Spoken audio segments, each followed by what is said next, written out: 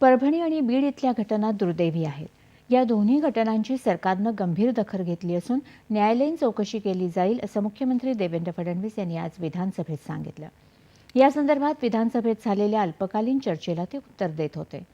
परभणीमध्ये संविधानाची विटंबना करणारा आरोपी मनोरुग्ण होता. त्याच्यावर 2012 पासून उपचार सुरू आहेत असंही मुख्यमंत्र्यांनी सांगितलं. तसंच सकल हिंदू परिषदेच्या मोर्चाशी या घटनेचा संबंध नसल्याचंही त्यांनी स्पष्ट केलं.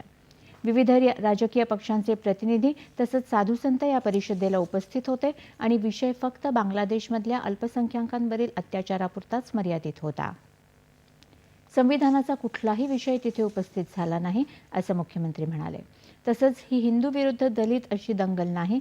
यावेळी झालेल्या तोडफोडीत दुकानं, वाहनं, सरकारी कार्यालयांचं नुकसान झालं आहे अशी माहितीही त्यांनी दिली. मात्र समाजकंटकांनी शहराचं स्वास्थ्य खराब करण्याचा प्रयत्न केल्याचं सांगून संपूर्ण घटनाक्रम मुख्यमंत्र्यांनी सांगितला. SRPFला पाचारण केल्यानंतर परभणीतलं आंदोलन शमलं. व्हिडिओ फुटेजमध्ये नासधूस करताना दिसणाऱ्यांना ताब्यात घेण्यात आलं असं त्यांनी सांगितलं. मृत आंदोलक सोमनाथ सूर्यवंशी यांच्या संदर्भात पोलीस कोठडीतलं संपूर्ण फुटेज उपलब्ध आहे.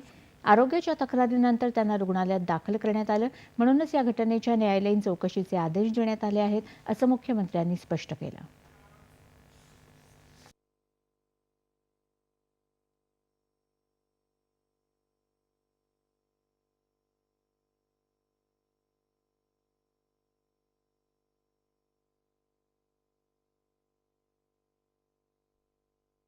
त्या सगळ्या प्रकरणातले ते आरोपी असले तरी देखील गरीब समाजाचे आहेत, वडार समाजाचे आहेत, मागासवर्गीय आहेत आणि म्हणून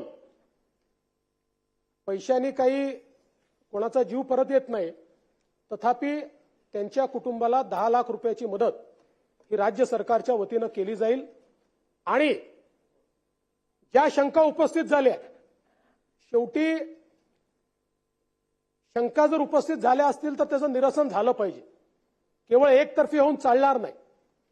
आणि म्हणून या सगळ्या प्रकरणाची न्यायालयीन चौकशी ही केली जाईल. सूर्यवंशी यांच्या कुटुंबियांना 10 लाखांची मदत केली जाईल असं मुख्यमंत्र्यांनी सांगितलं. परभणीत या प्रकरणी अतिरिक्त बळाचा वापर करणाऱ्या पोलीस निरीक्षक अशोक घोडमांड यांना निलंबित करून त्यांची चौकशी केली जाईल अशा घोषणा मुख्यमंत्री देवेंद्र फडणवीस यांनी विधानसभेत केल्या. बीड जिल्ह्यातील हत्येच्या प्रकरणाची न्यायालयीन आणि SIT अशी दुहेरी चौकशी केली जाईल याची माहिती देतानाच मसजोगचे मृत सरपंच देशमुख यांच्या कुटुंबियांना 10 लाखांची मदत मुख्यमंत्री देवेंद्र फडणवीस यांनी जाहीर केली. या चौकशीचा अहवाल 3 ते 6 महिन्यात घेतला जाईल. बीड प्रकरण संतोष देशमुख यांच्या हत्येपुरतं मर्यादित नाही. बीडमध्ये अराजकता माजवण्याचा प्रयत्न केला जात आहे असं फडणवीस म्हणाले. बीड जिल्ह्यातील वाळू माफिया, भूमाफिया आणि खंडणीखोर यांच्या विरुद्ध मकोका अंतर्गत कारवाईची मोहीम आखली जाईल अशी घोषणा मुख्यमंत्री फडणवीस यांनी यावेळी केली. बीडमधल्या गुन्ह्याचा जो सूत्रधार असेल तो कोणाचाही हस्तक असेल, कोणाबरोबरही त्याचे फोटो असतील तरी त्याच्यावर कडक कारवाई केली जाईल. वाल्मिक कराड याच्यावर अन्य एका प्रकरणी पुरावे सापडले आहेत, त्याला अटक केली जाईल. अशा सर्व प्रकारच्या संघटित गुन्ह्यांसाठी मकोका अंतर्गत कारवाई केली जाईल अशी ग्वाही देखील मुख्यमंत्र्यांनी यावेळी दिली.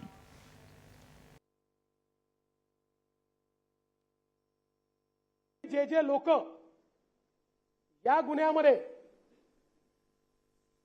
प्रत्यक्षपणे किंवा या गुन्ह्याला एड करतायत अशा प्रकारचं निष्पन्न झालं, त्यांनाही संघटित गुन्हेगारीचा भाग समजून त्यांनाही मोकामध्ये टाकण्यात येईल.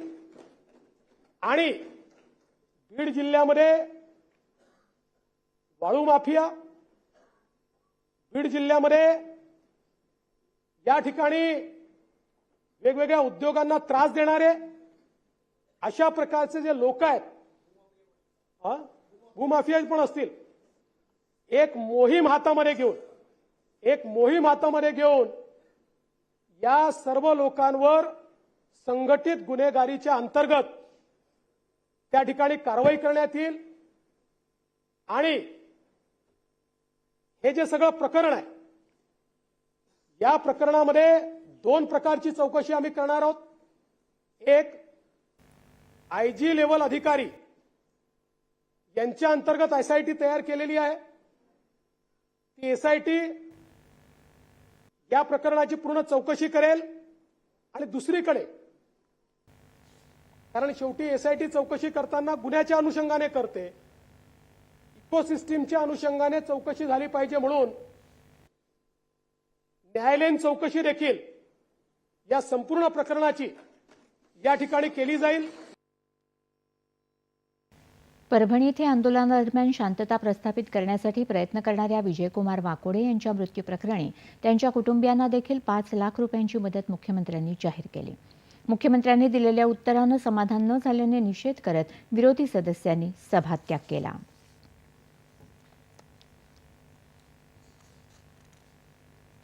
विधानसभेत आलेल्या 3 स्थगन प्रस्तावाच्या सूचना अध्यक्षांनी आज फेटाळल्या. मुंबई काँग्रेस कार्यालयावर झालेल्या हल्ल्याप्रकरणी काँग्रेसनं दिलेला स्थगन प्रस्ताव अध्यक्षांनी नाकारला. मात्र विजय वडेट्टीवार यांनी हा मुद्दा उपस्थित करत संबंधित लोकांवर कारवाई करण्याची मागणी केली. या मागणीला भाजपा सदस्यांनी विरोध करत घोषणाबाजी केली. तसंच सभागृहात विरोधकांच्या बाकाकडे लावलेले डॉक्टर बाबासाहेब आंबेडकर यांचे फोटो काढण्याच्या सूचनाही विधानसभा अध्यक्षांनी दिल्या. मात्र विरोधकांनी या सूचनेला नकार दिल्यानं सत्ताधारी पक्षाकडेही हे फोटो लावण्याची परवानगी द्यावी अशी मागणी सत्ताधारी पक्षाने केली.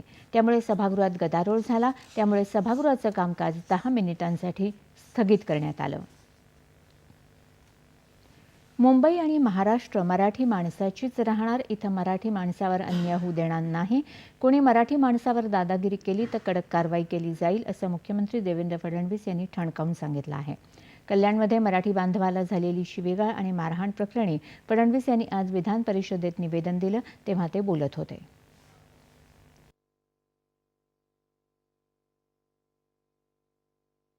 एक आमची राष्ट्रीय अस्मिता आहे, तशीच आमची एक क्षेत्रीय अस्मिता आहे. आणि ती क्षेत्रीय अस्मिता म्हणजे आम्ही सगळे मराठी आहोत. त्या मराठीचा आम्हाला अभिमान आहे. त्यामुळे अशा अभिमानावर जर कोणी घाला घालत असेल तर जेवढे तुम्ही व्यथित आहात तेवढे आम्ही व्यथित आहोत. त्यामुळे त्याच्यावर निश्चितपणे कडक कारवाई केली जाईल.